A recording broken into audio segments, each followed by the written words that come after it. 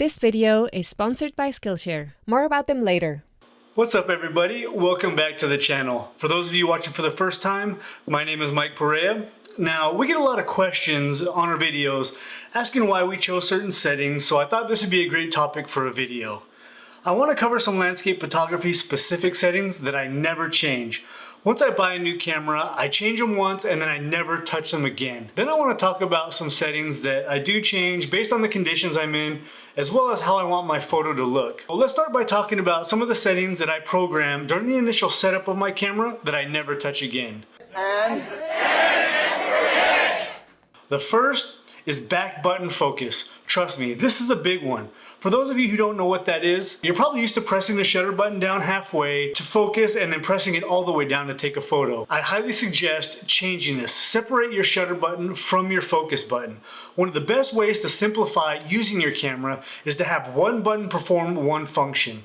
Using the AF on button instead of the shutter button for focusing your camera provides a huge benefit. For landscape photography, once you have your focus set, there generally isn't a reason to or a need to refocus every shot. So if you focus once with the back button focus, you can now take shots without having to worry about the shutter button refocusing every time. Now, sticking with the focus category, let's talk about the focus area.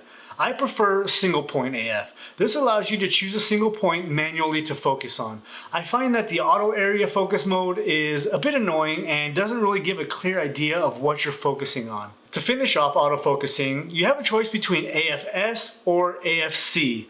For landscape photography, AFS works fine. This means you hold down the AF on button until the focus locks and then you can just let it go and take your shot. AFC is a continuous mode, so you just hold down the button and the camera will constantly be trying to maintain focus on your subject. This works great for wildlife and sports photography. The next setting is shooting in RAW.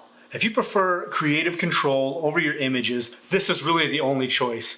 You want the most amount of information like color space and dynamic range so you can get the most out of each file. When you shoot JPEG, you're giving control of editing to the camera, as well as losing all of that valuable information you'd get in a RAW file down into a compressed JPEG. I highly recommend for those of you wanting to go deeper into landscape photography to learn how to edit your photos using software like Lightroom or Capture One, and there's even some free ones out there. Now, this next setting I covered in my exposure video, but I think it's an important one, and that is the meter mode, how your camera reads the light in a given scene.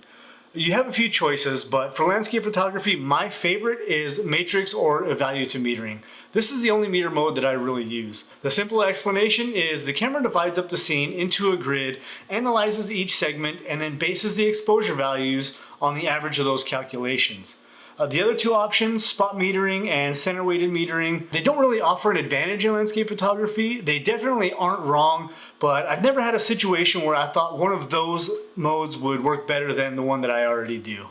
Now, the first setting I want to go over that I change occasionally is picture profile.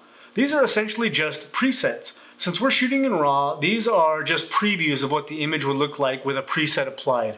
I'll use this when I want to use an image that could look good in black and white. Just remember, these are presets, but they do affect your histogram. So if you choose a profile that is really contrasty, your histogram is going to reflect that. The next setting is your shutter delay mode. This means just putting a timer on your shutter button. You press it, the camera waits for 2 seconds or so, and then takes a shot. This is super helpful to reduce camera shake when you're pressing the shutter button.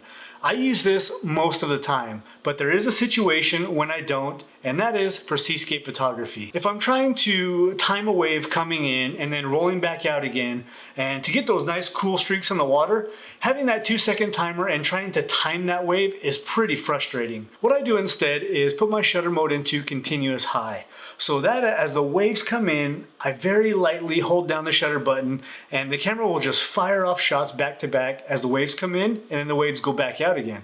This way I'm not trying to time the shot and I can pick the best image later on the computer. This works great, but you have to really be careful with camera shake. I very lightly press the shutter. My shutter speeds are generally about 1/3, anywhere from 1/3 to 1 second for these types of shots.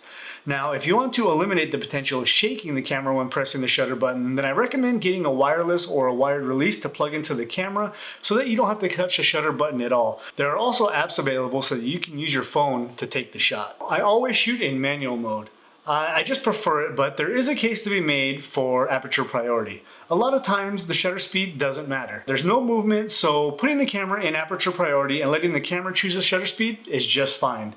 But for me, I always shoot in manual. I just prefer full control. Let's look at a few examples where the settings are chosen based on a few different situations. Now let's quickly talk about our sponsor. Skillshare is an online learning community with thousands of inspiring classes available with subtitles in Spanish, French, Portuguese, and German. I'm super interested in filmmaking and videography, so I took a class by Oliver Astrologo called Video Editing, Transforming Footage into Evocative Travel Stories. Oliver is a master in his field, and he also provides the footage to work with, so you can start right away with putting together a video yourself. The tips he provided for filming, transitions, and optimizing for social media were super helpful, and I'm excited to work on our next travel vlog. If you'd like to learn how to put together a short travel film yourself, then definitely head over to Skillshare by clicking the first link in the description below. And because they are sponsoring this video, the first 1,000 people to use this link will get a 1-month free trial, so definitely check out that link below. Now this image I took in Patagonia has some interesting settings. I'm at f4.5, 1/250th of a second, and ISO 200. But there's a good reason for all of it. I took about 2 minutes to dial this in perfectly, and by the time I finally got the shot, the clouds covered up the mountains. The wind was howling pretty good while I was taking this shot, and I had to wait for the moment when it would calm down just a little bit. The gusts of wind were crazy. Even when it would calm a bit, it was still pretty windy. So I had to make sure my shutter speed was sufficient enough to freeze the motion in the tree that would sway with the gusting wind. So 1/250th of a second seemed to get the job done. The next issue was depth of field. I wanted the mountains to be slightly out of focus so that there would be some separation between those peaks and this dead tree. So I needed a wider aperture. What I actually did in the field is I took images at different apertures. So just to get a range of depth of field from f2.8 all the way to f8, just so that I had options later. I ended up choosing f4.5 because it gave me just enough depth of field to create that separation, but not too much to where I lost detail in the mountains in the background. Now the ISO was my last choice. It was just to get the correct exposure because I had to use a faster shutter speed. And in this image, I took this in the bayou this past fall, and I was actually on a boat. So I'm shooting with a telephoto lens, and luckily it was a pretty calm morning. But I had to hold the camera with my hand instead of a tripod, so the shutter speed was a major issue. I was actually sitting down and resting the camera on my knee to help stabilize it. It was also blue hour, just starting to turn into golden hour, so there was very little light. It was such a tough time of day to shoot without a tripod, so my aperture was all the way open at f2.8, and then I tried a shutter speed of 180. I'm sure you guys are aware of the inverse shutter speed rule. So at 200 millimeters, my shutter speed should have been 1/200th of a second or faster. But I had the stabilization turned on the lens, and then I cranked up my ISO to about 2500. I mean, I was really pushing it with this shutter speed. I was also shooting on the Nikon Z7 II, so that large megapixel camera is pretty unforgiving when it comes to camera shake. I took about 10 shots like this, and only 2 of them ended up sharp.